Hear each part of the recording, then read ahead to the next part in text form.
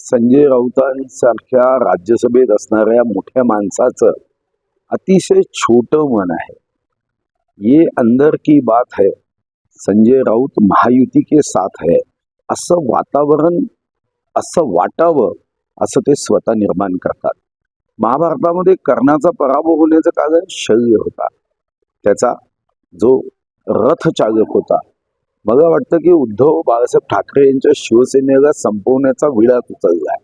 महाराष्ट्र पुरोगामी, या पुरोगामी महाराष्ट्रामध्ये वैचारिक शत्रुता असू शकते, वैचारिक विरोध असू शकतो, पण अशा पद्धतीने कोणी कोणाचा सत्कारच करायचा नाही, जन्मदिवसाच्या सदिच्छा द्यायच्या नाही, त्यांच्या कौटुंबिक कार्यक्रमात सहभागीच व्हायचं नाही, हे कोत्या मनाचं लक्षण आहे. आणि माननीय संजय राऊत साहेब धीरे धीरे महाविकास आघाडी संपावी यासाठी ज्या अंतःकरणापासून ते अशा वक्तव्यांनी प्रयत्न करताय, त्यांना माझ्या मनापासून सदिच्छा आहे, शुभकामना आहे. ईश्वर महाविकास आघाडी संपवण्याचा त्यांच्या संकल्पाला शक्ती देऊ. या भेटीमुळे राजकीय वर्तुळात चर्चा सुरू झाली. एकनाथ शिंदे नाराज आहे, आता ती शरद पवारांना भेटत आहे. सिम्पटम्स काय मी तुम्हाला एक गोष्ट सांगू का, बातमीसाठी कोणी कोणाला भेटल्यावर राजकारणच होतं हे काही योग्य नाही. मला आठवतं की माननीय शरद पवार साहेबांची 75वी साजरी झाली तेव्हा सारे राजकीय पक्षाचे नेते त्यांच्यासोबत होते. कोणाच्या भेटीने दोन पक्ष एकत्र येतील एका सेकंदात, इतकी अजून तरी राजकारणाचा ऱ्हास झालेला नाही आहे. राजकारणामध्ये वैचारिक मतभेद असू शकतात, पण वैचारिक मतभेद आहे म्हणून भेटीच घ्यायच्या नाही. आणि भेटी घेतल्या की जसं काही एकमेकाकडे दृष्टिक्षेप टाकल्याबरोबर संध्याकाळी जाऊन आता हे रजिस्टर मॅरेजच करणार आहे असा भाव असल्यासारखा आहे. भेट होतात, एकमेकाशी बोलायचं असतं, अनेक जण एकमेकाशी बोलतात. परवा देवेंद्रजी राज ठाकरे साहेबांची भेट घेतली, पुन्हा तेच सुरू झालं. मला वाटतं की हे गैर आहे. आपापल्या विचारधारेवर पक्के असतात.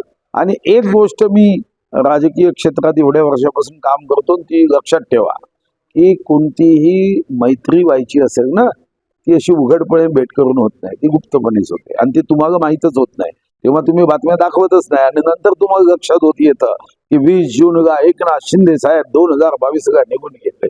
तोपर्यंत तुमच्या लक्षात कदापि येणार नाही. जे करायचं असतं ना ते अशा पद्धतीने होतं. असं उघडपणे भेटी घेऊन पुरस्कार देऊन एकमेकाच्या सोबत कोणी येत नाही. संजय राऊतांसारख्या राज्यसभेत असणाऱ्या मोठ्या माणसाचं अतिशय छोटं मन आहे. ये अंदर की बात है, संजय राऊत महायुती के साथ है असं वातावरण, असं वाटावं असं ते स्वतः निर्माण करतात. महाभारतामध्ये कर्णाचा पराभव होण्याचं कारण शल्य होता. त्याचा जो रथ चालक होता. मला वाटतं की उद्धव बाळासाहेब ठाकरे यांच्या शिवसेनेला संपवण्याचा विळात उचललाय.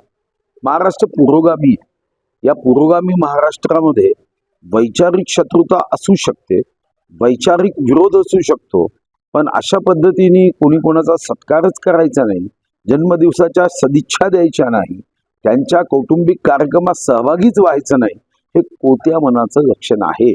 आणि माननीय संजय राऊत साहेब धीरे धीरे महाविकास आघाडी संपावी यासाठी ज्या अंतःकरणापासून ते अशा वक्तव्यांनी प्रयत्न करताय, त्यांना माझ्या मनापासून सदिच्छा आहे, शुभकामना आहे.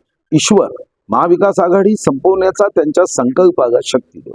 या भेटीमुळे राजकीय वर्तुळात चर्चा सुरू झाली. एकनाथ शिंदे नाराज आहे, आता ती शरद पवारांना भेटत आहे. सिम्पटम्स काय मी तुम्हाला एक गोष्ट सांगू का, बातमीसाठी कोणी कोणाला भेटल्यावर राजकारणच होतं हे काही योग्य नाही. मला आठवतं की माननीय शरद पवार साहेबांची 75वी साजरी झाली तेव्हा सारे राजकीय पक्षाचे नेते त्यांच्यासोबत होते. कोणाच्या भेटीने दोन पक्ष एकत्र येतील एका सेकंदात, इतकी अजून तरी राजकारणाचा ऱ्हास झालेला नाही आहे. राजकारणामध्ये वैचारिक मतभेद असू शकतात, पण वैचारिक मतभेद आहे म्हणून भेटीच घ्यायच्या नाही. आणि भेटी घेतल्या की जसं काही एकमेकाकडे दृष्टिक्षेप टाकल्याबरोबर संध्याकाळी जाऊन आता हे रजिस्टर मॅरेजच करणार आहे असा भाव असल्यासारखा आहे. भेट होतात, एकमेकाशी बोलायचं असतं, अनेक जण एकमेकाशी बोलतात. परवा देवेंद्रजी राज ठाकरे साहेबांची भेट घेतली, पुन्हा तेच सुरू झालं. मला वाटतं की हे गैर आहे. आपापल्या विचारधारेवर पक्के असतात.